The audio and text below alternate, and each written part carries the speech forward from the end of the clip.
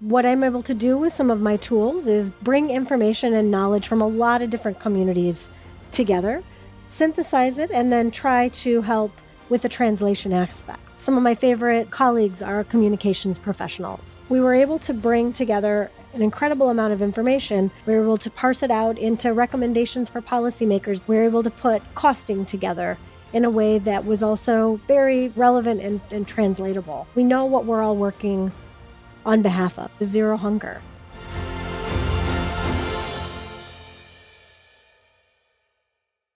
Hi, welcome back to our podcast, The Zero Hunger Project. I'm your host, Sumen, I'm Stacia. and today we have Jaron Porciello. And Stacey, do you want to talk a little bit about I Jaron? do. I'm very pleased to welcome Jaron to the podcast. Jaron is an information scientist and policy expert working at the intersection of agriculture, data science, and international development. She's best known for co-leading CERIS 2030, a global project that uses machine learning and systematic evidence reviews to inform how international donors can invest effectively to end hunger by 2030. She has gone on to found a data science and AI startup company, Havos AI, which works with public sector groups, governments, and nonprofit organizations that want to make better use of program and project data. Jaron holds leadership roles across multiple interdisciplinary initiatives that explore how AI, knowledge systems, and open data can improve decision making in food systems and global health. Her work brings together researchers, policymakers, and development practitioners to ensure that high quality evidence drives the transformation of food and agricultural systems, particularly in the global south. She is currently based at Cornell University. Jaron continues to work with partners who share her passion and interest in making science and knowledge more transparent, equitable, and accessible. Love that. She is a strong advocate for open science, interdisciplinary collaboration, and the belief that data, when used wisely, can help drive lasting social change. I love Welcome. everything about that. And how timely is your area of interest? I mean, this is really what everybody's talking about these days, isn't it? It's about AI and open source technology and that type of thing. No, that's exactly right. So thank you both so much for welcoming me to the podcast today, and I'm delighted to be here. And to pick up on your last point, I like to joke that I start my mornings with a long list of questions from people that are sort of doomsday questions. Is AI going to destroy us? And then I sort of end my day on a more optimistic note. What is, how has AI helped me today? Right. And what are those doomsday questions? Are the robots taking over? Is my bank machine trying to kill me? Like, what is it that people are asking you? No, I think that's a great question. And it's kind of taken a trajectory, right? So, large language machine learning models were really first introduced to all of us, I think, on a massive scale through ChatGTP and the open interface where you can go in and type in your question. And that was, midway through 2021. And at first, I think the question on everyone's mind is this going to take my job? Right? Is this going to put me out of work? And I think overall, and studies have shown, those questions have calmed down a little bit. But now I think we're facing, kind of more potentially dangerous or really doomsday scenarios. So, are we going to run out of natural resources that we need to power these machines? What is the water usage? What's the energy usage? And so I think we are getting into some more, sophisticated and quite frankly realistic questions about what's the cost of really using artificial intelligence and who pays the price. And also, what is the truth? I mean, that's been a question that has plagued humanity since the beginning of time. What is there such a thing as capital T truth? And is this manufactured or is this organic? Oh, wow. You're bringing the great questions and the big questions today. What is truth with a capital T? Hmm. I think we need to bring in our philosophy friends Yeah. to help us Yeah, but I mean, really I think understand. these are the types of things that people, when you go onto social media and you see so many AI generated Yep. images, I don't know what's truth and what isn't anymore because it's iterating to the point that it's so sophisticated. So we look at that as a dangerous thing, but it can also be an incredibly helpful thing because it can be used to promote long-term social change, right? Absolutely. And I think, what we talk about, and we're so familiar with this in food and agriculture and international development writ large, because we always have to think about the world in terms of its trade offs, right? So, what's the series of trade offs? And then, what is it that we're doing to better understand not only the truth, but kind of the communities in which we're operating in? And I will say it is really interesting to sort of watch where people are willing to maybe take more risks or believe more information, and where they're not. So are people willing to take more risks with their own personalized medicine, for instance? Or are they willing to take more risks with regard to nutritional information, as compared to a myriad of other topics? So I do think it's. I would love to hear maybe just quickly from the two of you, if it's all right. What do you do to sort of help yourself, kind of protect yourself from where you feel you might be inundated with misinformation? I'm always curious to hear what people have to say on that. I don't know. For me, I think even with my little daughter, I always try to say, don't believe everything you see, but look for credible sources. You might have to read 10 articles to kind of figure out what is true and what are the credible sources. Now, And that is your opinion, of course, what is credible. but I think if Uh, you triangulate the source of the information, and if you come up with sort of places that we know to be, I mean, little more as trustworthy. much as we can hope for to be immutably in our corner in terms of like making sure that it's providing us with information that's safe and whatnot, that if you can triangulate those bits of information to make sure, I think there are always tells. I think even with sophisticated technology, there are ways that you can tell if something is has Absolutely. been generated or not. And I think people smarter than I am can come up with the more subtler ways to do that. But I think it's, first of all, does that sound right to you? Does that feel right based on what you know to be true about your experience out in the world? Who else that you trust is saying the same thing that you're now reading? Um, though I think those are the types of things that people can, questions that they can ask themselves to indemnify themselves against misinformation. I'm sure there are also um, watchdog organizations that can be implemented and things like that. Is there, though? I don't know. I want I'm there to looking be. at the expert Jaron, right now. please tell me that somebody is in charge of all of this, or is it like the inmates running the asylum? What's happening? So, are the inmates running the asylum? Let's maybe start from there. And I think no, not necessarily, but we are seeing groups that I were, traditionally in charge of. So, social media groups Mhm. that were kind of traditionally in charge of self-governing, um, where factual and untrue information were being distributed on their platforms.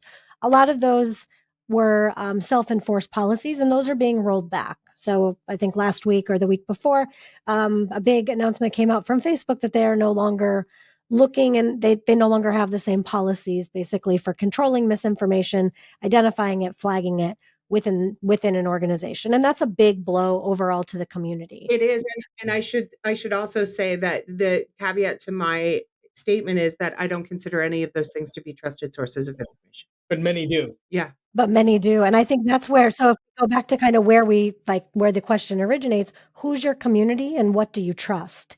And that for me is actually one of the more dangerous things, because the more siloed we are and the less connected we are to one another, where we can trade information, where we can see the same things, or we think we see the same things and disagree or agree on it. I think that builds over time just our social norms and our social consensus, right? The more filtered and the more, isolated we are, the fewer opportunities we have to do that. And then even within our own communities of practice, what you might consider a trusted source compared to what I might consider a trusted source, those may vary, but only if we're acknowledging and kind of talking about those differences do I think that we have a chance of, um, kind of bridging the gap, as it were. and But are we talking about those things? Are those things being? Oh, yeah. I mean, I think the conversations are happening, but are they happening often enough? Are the right organizations, the right ones in terms of dissemination being, key and operative here? So people who are really controlling the flow of information, is there enough, governance, regulatory, legal policy in place for those organizations? And I fear that we're in a moment right now where no, we don't have those guardrails in place. exactly, and that is certainly Terrifying. terrifying. Yeah. But bringing it back to the food security side of it, um, and I have asked this question before in one of our episodes, very early days. Can AI help end world hunger? And now I'm going to turn it out a little bit over the last close to a year we have been doing this. how can AI Mm-hmm. help end world hunger? Mm-hmm. That is a great question. So let me give maybe a few specific examples. So in the introduction, you mentioned a project that I ran called Ceres, Seres, who is the goddess of agriculture in Roman mythology, 2030. And what we were trying to do in Ceres 2030 was something that really hadn't been done before. We used and the project the findings for that project were released in 2020. Um, so we were using machine learning to sift through 500,000 research articles and try to answer that very deceptively simple question: what would it actually take to end hunger? And what we did was sort of was hybrid AI and human intelligence, where we brought together 77 experts from 53 organizations. And these were economists and agronomists, policy specialists, librarians, data scientists, to really try to map out the evidence and the cost of ending hunger. And those results were published in Nature Research in 2020, just before the pandemic. And I think, there were two things that surprised me the most. One was the lack of data. So, out of hundreds of thousands of research articles, only 3% contained original data about small scale farmers, and almost none actually included cost data.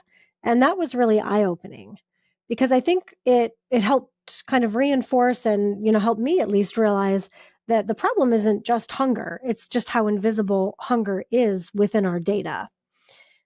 Um, but then on the flip side, in a much more positive way, I think was the human side of that collaboration, right? The scientists loved working together and they didn't know each other and they didn't know me before we started our collaboration. And they were really genuinely eager to learn from each other. So they really found, I think, a lot of insight from working with each other and reviewing one another's data. And I think that sense of curiosity can be it can be sometimes rare, right, in a big multi-country collaboration. And then just to, sort of say that that mix of human collaboration and data gaps has really shaped everything that I've done since, because it taught me again that ending hunger isn't really, we know it's not a data problem, but it's a people problem too. But I think it just reinforced how connected those two aspects have to be. And that is really very important because if you don't have the data, you don't have the knowledge, so you don't know the extent of the problem, so you can never fix it. That's very simple language. I think that's exactly right, though. And it's not even, it's also about um, being able to move the knowledge in a way, right? So to say that we've got, all of this complicated information and we can interrogate it and we can understand it, but we need to be able to sort of move it from one system into another. And I guess that's kind of at the crux of these types of projects is how do you operationalize this information once you gather it? Like, what do you do with all of this information? Where does it go? Who is the best person to receive this information so that it lands in the place that it needs to land? How do you make those types of decisions? Right. And I think it does depend on so we were really trying to understand what are the pathways and what's the cost to ending hunger for SDG 2.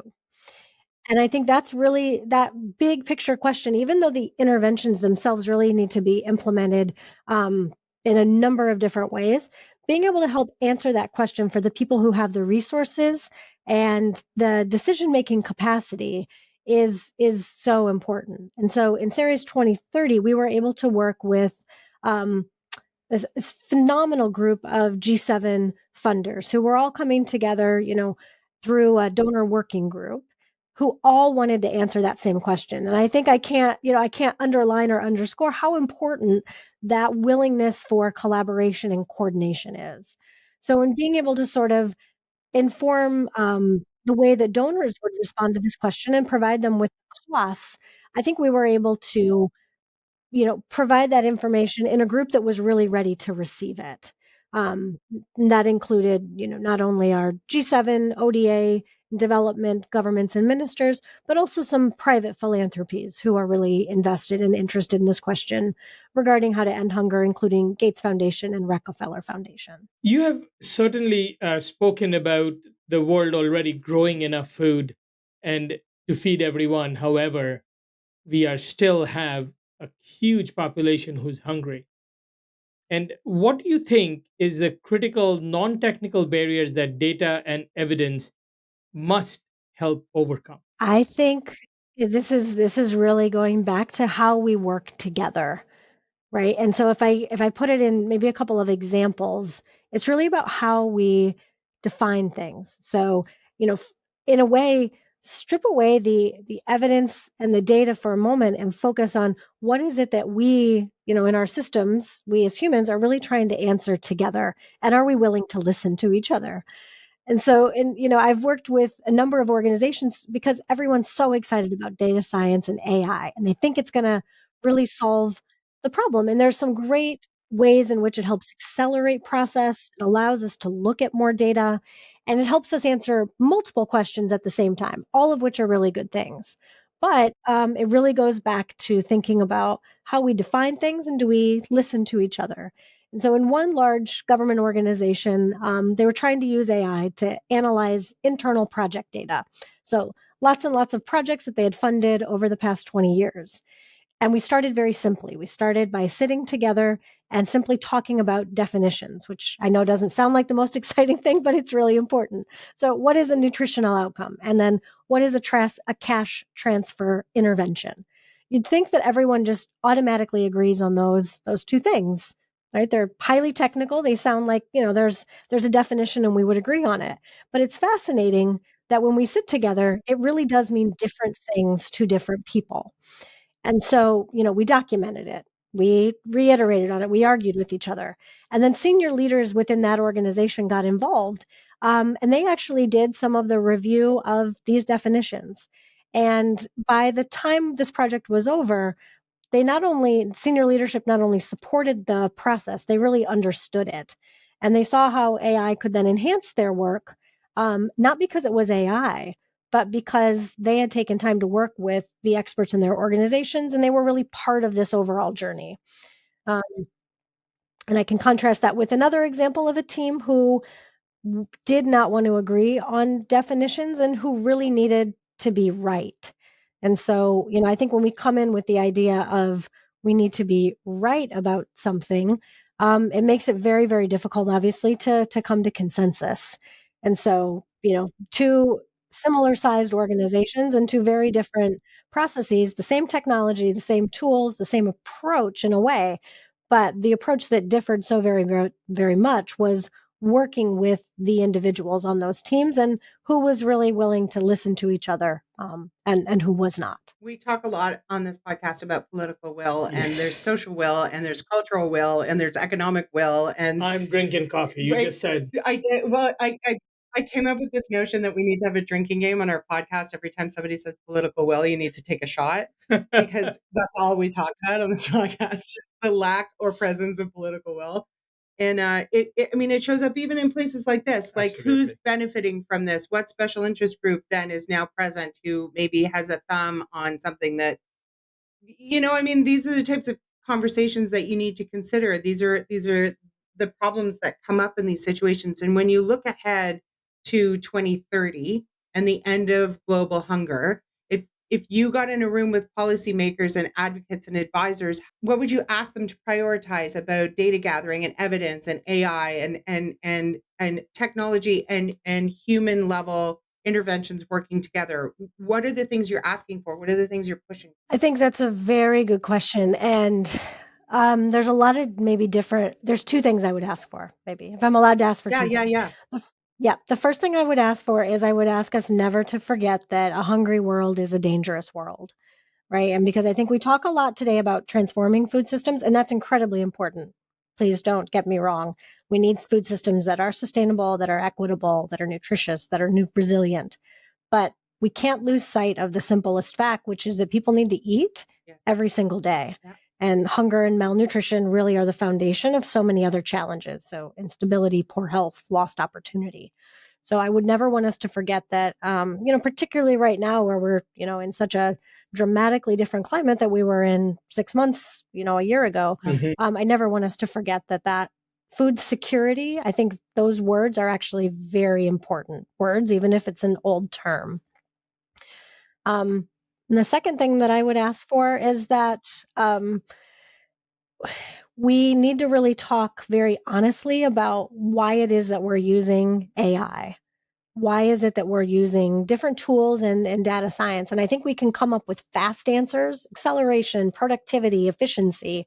But I really think it's important to just take a moment, take a step back, and ask us what's the true cost of AI? So, are we sure that we're counting that environmental cost as part of all of this? But then also, are we sure that we know what it is that we want help answering? Right? We've got these, huge political goals that we made some really good progress on for a number of years. Are those questions still relevant? Is objectivity obtainable? Is true informational neutrality possible? Boy, how I want to answer that question differently from a year ago as compared to today. Yeah. Is information on neutrality possible? I mean, I believe in the process of using um, scientific and practitioner and community informed approaches to derive an answer to a question. But I think that every answer we come to has some level of subjectivity into it. And for me, that's actually okay. I think the question to always wonder about is whose trade-off, whose impact, right? And if we consider all of those questions as part of the lens of objectivity, I think we can come to some pretty good And answers. also, who's benefiting from the trade-off and who's suffering as a Hmm. result of the trade-off? Like, I think Absolutely. those things Yeah, also need to be present. totally. Now, coming back to the food security side of it, now what Cirrus 2030, what you do is slightly different from what we do here with the Zero Hunger Project. You're very much into data, machine learning, and we are more of a coalition of actually on the ground people who are helping feed people. And I think there is a lot of uh, synergy, but a lot of help that one can provide other. Now, in your mind, how do you think that these kind of coalitions can work together? Oh, I love that question. And I do think so, what I'm able to do with some of my tools is bring information and knowledge from a lot of different communities together, synthesize it, and then try to help with the translation aspect, right? But I think what's really so important is bringing those different communities together. Some of my favorite colleagues are communications professionals because there's some real magic that happens when someone can work with, an expert or a body of knowledge independently of the expert and really transform it in a way that makes sense. And I think that was something we were pretty successful in being able to do within Ceres 2030 was we were able to bring together an incredible amount of information, but never ask anyone to go ahead and read a 200-page report. We were able to parse it out into recommendations for policymakers that made sense in their context. We were able to put costing together in a way that was also very, relevant and translatable. So I think being able to work in collaboration because we know what we're all working on behalf of. We know, here in this studio in this space today, what we're working on behalf of is zero hunger. And there's a small piece of that puzzle that I can play, and there's another piece of the puzzle that you can play. But if we don't put the pieces together, then I'm not quite sure what the right expression is, but yeah. Yeah. Very well said. Um, Let me ask you this. Are you pleased with how things are going? Is there some, how are things going, Jaron? Are you nervous about anything that you want to tell us about? What is your best case scenario for all of this? Like, how's it all going, really? So I'm sitting in the United States right now. And it is tough right now for those of us who work in development. I personally was, part of the collapse of USAID and the funding cuts from FCDO. And so, on a personal level, I've seen my work transform dramatically over the last 6 months. And that's just one small story. And there's a lot of stories like this, and we're facing, just some really pretty unprecedented challenges. So, how are we doing? I think I think it's more than tough right now. I think foundations are being foundations are trembling, and our agencies and our institutions are being asked to absorb an awful lot right now while being undermined at the same time. while being undermined at the same time. I mean, um, there's so much happening all at once too. So I think the overwhelming aspects of a crazy kind of news story every day, or two or three or four, also just make it hard to sort of know where to focus and where to prioritize. But I actually think that that's kind of part of the magic of the work that we do in development, because we do have a community, we have one another, and we have kind of a larger purpose and mission. And so, do we want to keep doing this? I think is a question that we're asking ourselves as development practitioners every day. And I would say yes, the work is still, we still need to keep doing this, and there is still progress, because I do see curiosity taking root where there used to be skepticism. Okay. Totally makes sense. Now, That feels okay. yeah. Now, I don't know. And that's I mean, I think that's the I don't know. I don't know. As long as now you're optimistic, okay. optimistic, Okay, fine, optimistic. right. Okay. But I'm saying optimistic, but being a little bit of pessimistic, but more of realistic at this point. When we are talking about zero hunger, we know we are not going to hit zero hunger by 2030. That's not going to happen. We'll be much better, hopefully, than where we are today, but we'll probably not attain zero hunger. So, keeping in mind that 2030 is 4 years away, what is next? What do you anticipate is going to happen? When, if at all, can we attain zero hunger? You ask a great question. What's next? And for me, I don't know that we need to do or ask anything different than the same question we've been asking, which is always the tricky side of working on hunger as opposed to potentially other issues, because hunger is long-standing, deep-seated, has many different roots and causes. So I don't know that we need to say what's next. I think we need to keep saying food security is what we need. And we did see we saw progress on a number of different things when countries aligned, to use your words, of political will, in 2015. And some dramatic and crazy things have happened since, obviously, the pandemic and then the shifting aid landscape. But I do think it's a moment to kind of recenter and rebalance ourselves to say, okay, this is still a problem that we absolutely have to solve. So I guess it's probably an uninspiring answer to say, I don't know that we need to do anything.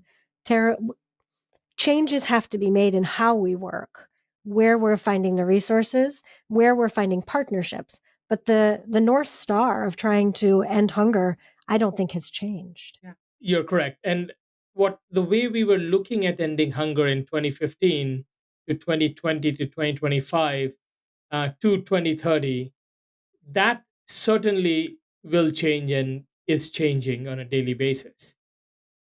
And in 2015, and from a very layman's perspective, the use of machine learning and AI, maybe in your world it was a big part, but for a layman's perspective, it wasn't a big part.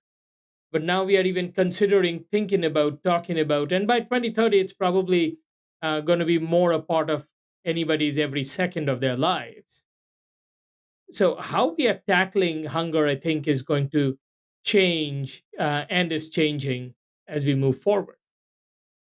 With SDGs ending in 2030, do you have any advice for what is the next version of it?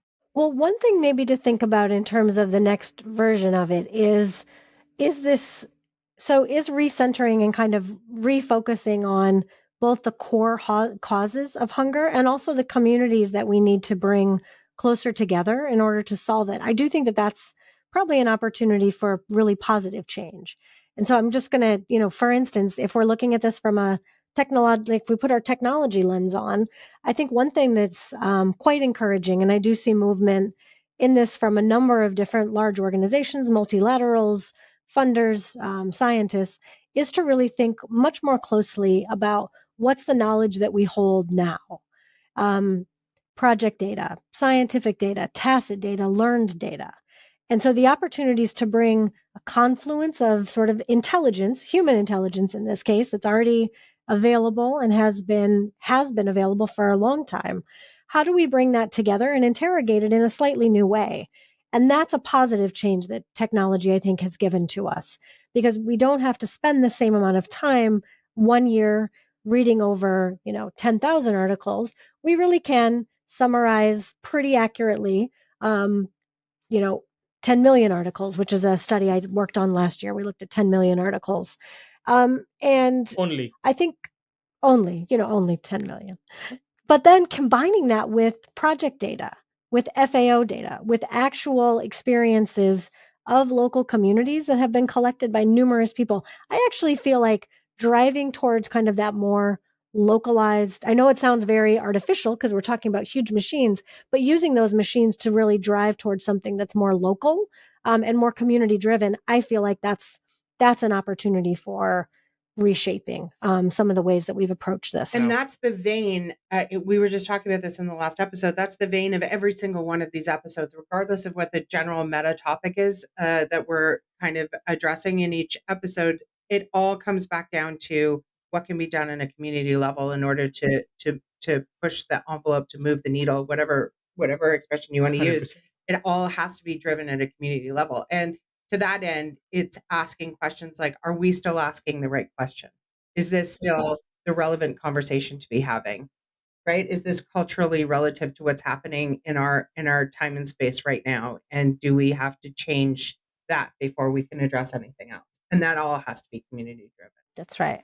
And I think it is a good question to always say, are we asking the right question? And sometimes for me, I will say I do a lot of listening. So I started my career as a writer and as a humanist because I love words. I love language. I love reading. I love reading. If you send it to me, I will read it. Um, and the use of AI technology is basically a way that I can look at more words, look at more things that people write, because there's a deep emotional aspect to the things that we write. And I think that comes down again to sort of, a person sits down and spends time doing these things, and they do it on behalf of a passion that they love and a community that they love. And a desire for history, and a desire for continuity, and a desire for the longevity, and to be able to see things over the span of time and see where you are in relation to where you've been. I mean, it's all so vitally important, and it must be driven by the communities that are ultimately going to receive these things, so that they know what's important to them, right? So that they can decide what gets logged. And it's not always asking, it is, of course, asking the right questions, but also the next part of it is are we asking the right question in the right room? Is Yeah. the right people there to answer the question? Are the appropriate people there? Exactly. Yeah, for sure. So I think those are great. Do you think that's going to get harder to have the right people in the right room going forward? In my mind, it certainly will be harder because with the and I think the especially if you talk about the machines and the machine learning and the artificial intelligence, a lot of it for a common person, it is geared towards people who think alike. The algorithms are all geared towards the only I see the posts, which is people who think like me, who I interact with. Mhm. So, of course, it is not always the right people in the room. If we don't see both sides of the coin, we just don't know if it is both heads or both tails. Hmm. So, I think that is, and we talked about it a few minutes earlier about the bias piece. I think it comes back to the same: is is there the right people? Are we having every side of the coin? Are we getting all the opinions, or we are not? And Hmm. I also think that what's going to become more and more problematic as we go through, if we're continuing on this trajectory, is the difference between the decision makers and the people who need to receive the results of those decisions. And I think that that disparity, as it gets farther and bigger and bigger and bigger, we're going to run into more and more problems, because as it stands right now, in a lot of cases, we're already shouting into the void. And, Yeah. we're trying to flourish. I say this all the time. We're trying to flourish inside of systems that were not set up for the vast majority of us, that were not meant to be representative of the global population. They were set up by, for, and about a particular subset of the population that is not representative of anybody other than themselves. And it is inside of these systems that we are all trying to function and flourish, as is our human right, frankly. And the farther away we get from the ideal of these systems, the farther down you get. That gap in the middle is getting bigger and more problematic as the days go on. And so, how does technology help that? How does AI help us close the gap, change the conversation? These are tools as we go forward in human history. These are the types of things we are going to have to rely on, and they're going to have to be monitored in a way that benefit as many people as possible, or it's just going to turn into the very thing we were trying to protect ourselves against to begin with. Yeah. I mean, I think we've seen some huge technological shifts in the internet. So I'm old enough to remember the start of the internet, right? Yes. When there were So, message board. Okay, Yeah. right. We're raising our hands. We're all raising our hands here. So really, what was the internet intended to be? It was a community where people could come together and learn from each other. And we've drifted quite far from that. But there's a question that I always ask my students, and that's, would you rather receive a perfectly written email from a machine, or would you rather read? This is what I ask my class. Do you want this email from me to be perfect and answer every question that you have, no grammatical errors, nothing, from a machine, and I've never looked at it? Or do you want to receive an email from me and you know that I've actually taken time to read your question, and there's going to be grammatical mistakes, I'm going to miss things, but I've answered it? Which would you rather receive? and also, is there the lack of empathy, or am I asking a question that has to do with the human condition, you inside the human condition? And can you bring a machine along to do that, or would you rather a human answer that question? It just right. So I really want to know the answer. What do you get? It's fascinating. So because I am, I have to recognize, the little bit of imbalance in power here where I'm giving them a grade. And we've they clearly know machine's not giving them a grade. So if I'm putting all of, the limitations of my quirky study out here, the vast majority of students still say that they want to receive a personalized email. They do not want to receive a perfect email from a machine. So here's my question. Now, I get that piece. This is great. But when they are sending it, are they using one of the chat GPTs or the Groks or any of those of the world to formulate their answers? So we have a lot of conversations about that, actually. And there is this, until we talk about it sort of in class, they are convinced that I would much rather receive a perfectly written email from them. And I've really had to say to them, absolutely Yeah, not. that's not You the know, point of what's and happening and here. that's exactly right. And I show, I'm very conscious, this is a little strange, but show my mistakes to them in a way that I just own. Like, it's not like I'm not embarrassed by them. I'm certainly embarrassed by them. I don't like to make mistakes, but I make them because I'm human. And I think showing that to the students is actually really important. And so over time they get a little bit more comfortable, but they absolutely have the the interpretation or the expectation that I would want to only want to receive, perfectly drafted materials from them. There's also the conversation to be had that there's something to be said for nuance, and all of the things that the human mind will introduce into an exchange between two people. Or I don't want to see a perfect paper on Plato's Republic. I don't. I want to hear what you have to say about the Yeah, analogy of the cave. I don't care what you think I want to hear. I want you to tell me how it made you feel. And that is something I think that cannot be duplicated by absolutely. a machine to the same degree. I can only completely agree. I was fortunate enough. I was invited to be a reviewer for some applications for a pretty prestigious fellowship, and what broke my heart. So I had a rubric. I was following. This question you can weight it this particular way, and I was heartbroken that 78% of the applications were written using ChatGTP, and one of the reasons I noticed it, I kind of suspected it, but I noticed it when I was going down and I was giving everyone a 5 in terms of are they a great fit for this fellowship? And of course, they're a great fit for this fellowship because of what they wrote in their application. That's that's what the machine that's what AI is very good at doing. So that's the thing, that yes, technology can be useful if we use it correctly, but we also don't want it to completely strip us of our humanity. Yep. This is such an amazing Yeah, conversation. yeah. And a lot of things to think about. And it's so interesting because when I first came across your organization and we were reading about it, and the thing that came to our mind was, how can we actually work together? Because we are a lot stronger together with data, with and with the work on the ground. Is what can we do? And together with these kind of conceptual partnerships is what going to, hopefully we're going to move the needle forward. I think you're absolutely right. And for me, I don't know how you think about this, but when we think about what that means to work together, and a lot of people will call it sort of bridging that gap between, evidence and policy and action, I do think we can be very literal about what it means to build a bridge, because it doesn't stop and start. I think we have to really think about how do we keep that bridge open. How are we sharing information? Are we reading one another's, are we participating in each other's conversations?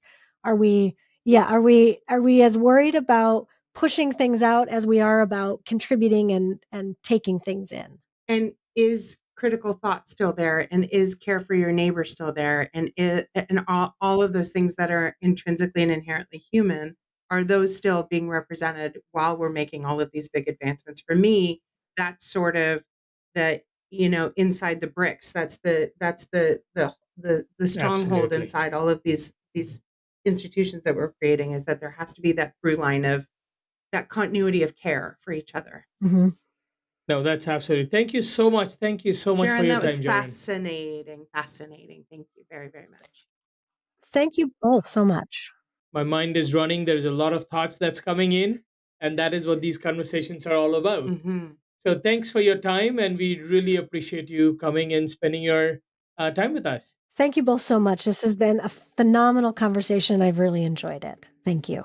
Take care of yourself. Okay, what did you think about that? Well, I mean, there's a lot to take in. This is a reasonably new milieu for me. I don't know a lot about AI, and I have only just started using ChatGPT, and I think that I'm divided about it. I think there are a lot of benefits, but there is a part of me that Hmm. is of the generation that thinks that I the hear robots you. will take over the world a little bit. And I'm not I even hear a you. catastrophizer. Like, No. that's not even my bag, but I'm a little like, that's why I kept doubling down on the whole notion of there has to be this through line of humanity through all of this, or where are the checks and balances, right? And I think that I think Jaron said it, but it is certainly a concern that there are not enough guardrails, Mm-hmm. and that certainly is concern. I have been looking into AI a little more lately. I've Mm-hmm. actually a couple of months ago I was in Edmonton speaking at a conference on AI, Mm-hmm. and I'm not an expert. Wait, what? Yes, I'm not an expert, but it was all about AI from the part of food security, but also as a layman, Okay. what we are seeing on the ground, and AI, and is AI going to help in solving the crisis of not only just food security, overall climate crisis, and all of that. Mm-hmm. So it was a very interesting conversation, but the whole notion of it is AI is going to change the world tomorrow. I think that is not a correct.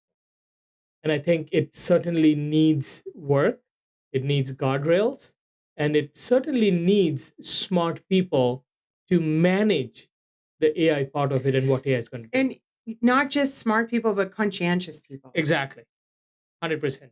If the I think it was one of the questions you asked, that with will the inmates run the asylum? Mm-hmm.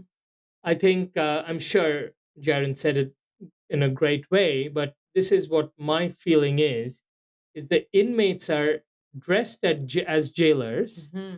running the asylum. Mm-hmm. So that I think is happening or is going to happen. Mhm. And unless and until it is properly managed at this stage, the ship is going to be sailed. And that's its own problem, right? Because how do you determine who should be the managers? Who's building the guardrails? Whose guardrails are they? Absolutely. But from my personal perspective, Mm-hmm. I would be very comfortable if it is some levels of government involvement, Mm-hmm. because being the optimistic, I will assume the government has the best interest of the people. Being optimistic, and okay, don't give me that look. I don't. I know what Okay. that look means, Yeah. but keeping that in mind, I would certainly not be comfortable for profit companies setting up the No, I mean guardrails. that's a couple of terrible options inside of Exactly, a whole bunch of really terrible options. So exactly. I mean, I do agree there needs to be some sort of watchdog organization to make sure that we're all orienting ourselves in the right direction. But there are so many qualifiers to all of I'm that just that saying this out here. okay. I'm just saying this. Can the countries, especially the leading developed countries, give enough funds and United Nations to host this watchdog? You don't think the United Nations has its own problem? It certainly does. It certainly does. But if the United Nations, in most cases, has the interests of the people at heart, Okay. in most cases, I would say. Okay. And that's just my experience. Sure. So, can they be the watchdog? They have enough investment from countries. So, it's not one country or the other kind of leading that. Mm-hmm. It is a consortium of countries Mm-hmm. who are working together. Of course, the veto is a whole different conversation. We're not going to get there in the UN, Like but I feel like it something should like be that, somebody like the Hague. same umbrella. I guess so, Yeah, same but umbrella. but different mandate, no vetoes. Yeah, Uh, same umbrella. okay. But somebody with teeth. Yeah. Somebody with teeth, which United Nations suddenly doesn't have the teeth that is needed. Somebody with a little more teeth and sharp teeth Yeah. needs to do I that. mean, there definitely needs to be repercussion. 100%. Yeah. And at this time, there isn't any. No.